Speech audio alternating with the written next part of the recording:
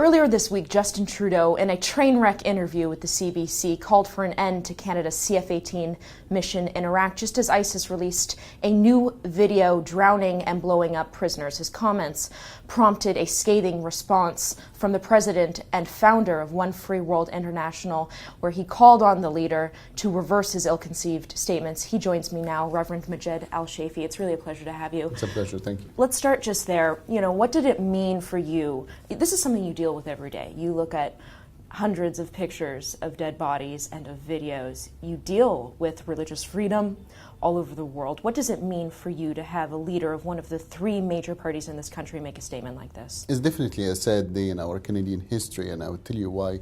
Not just for a man that I work, like I'm a human rights activist, I work and this is my field, I see the victims every day, but myself as a victim of persecution and torture. The fact that he will make a statement where he will completely decide that he will withdraw from fighting ISIS and supporting the people and protecting the minorities in Iraq to putting his hand in the hand of a terrorist state like Iran, that's definitely a very sad day in the Canadian history. In your statement, you say pulling Canadian troops, and I quote, pulling Canadian troops from the fight against ISIS to focus on humanitarian aid is naive and will make the world a more dangerous place. You go on to say if Justin Trudeau's only focuses on humanitarian assistance, he will be dropping aid on dead people. I might take that one step further. Not only is he dropping aid on dead people, but that aid could potentially get into the hands of ISIS, no? Absolutely. But the point here is there is no logic. We did not declare a war against ISIS. ISIS declared a war against us.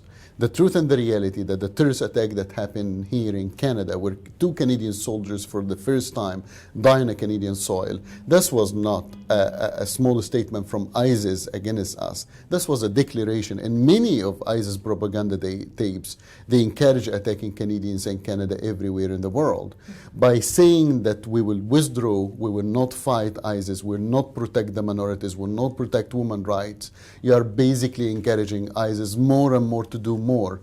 And if you think that the fight is far away, that is in the Middle East, think again. The fight can be in your own soil, and it is in our own soil right now, right here. The left will argue, and they have argued from the very beginning, Canada has no role to play here. Justin Trudeau took that one step further. He actually seemingly disagrees with the entire bombing campaign. What I want to know from you is, they say that the West has no role to play, and that they have not been successful in eradicating the barbarism. But how many more Kurds, Christians, Yazidis would be dead if not for that campaign? I would say most of them is not, if it's not all. In the absence of light, darkness prevail, and this is the reality. Basically, our own world is dangerous place, is unfair place, not because the people is doing evil, but because the people who remain silent about it, and this is the reality. The lefty and the people like Justin Trudeau, they believe that Canada's role historically is to remain neutral, to be in the middle, not to take a side. That's wrong. In the First World War, we took a side. In the Second World War, we took a side. In the Korean War, we took a side. Canada principle that we are the conscious of our world and the temple of human rights, and we cannot remain silent when there is another Holocaust happening against the minorities in Iraq and elsewhere. Mm-hmm.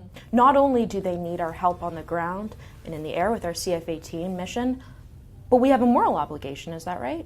Absolutely, and we have a moral obligation not to extend hand to Iran, a country that killed their own minorities, killed their own people in the Green Revolution, a country that threatened to wipe Israel from the map of the earth, a country that trying to have a nuclear weapon to use it against their own neighbor. We cannot put our hands in the hands of evil, and we cannot coexist. The world tried to coexist with bin Laden. The world tried to coexist with Hitler, and we failed. And we cannot coexist with the Iranian regime that exists today. Now, you've called on the leader to reverse his ill-conceived statements. What I find interesting is you also have 12 community organizations that represent ISIS victims backing you. Do you think Justin Trudeau understands this? I don't think he will care. I don't think that even when he reads this statement, he will react to it. However, the election is coming. Our groups, our organizations, our minority will remember who stood beside us in the time of need and who stood against us, and who is smart and wise and who is naive, and forgive me for this statement, stupid.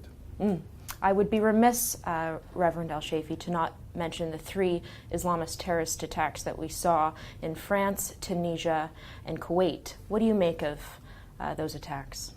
According to Mr. Justin Trudeau, it's fine if we just sit down and do nothing about it.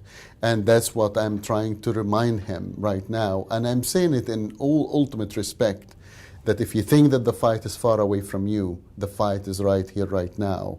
And if we did not stop them at the roots, if we did not cut the head of the snake, I promise you that this snake will hit you in your home. And that's what we're seeing today. Okay, it was a pleasure talking to you. It's an honor. Keep Thank up you. the good fight. Thank you.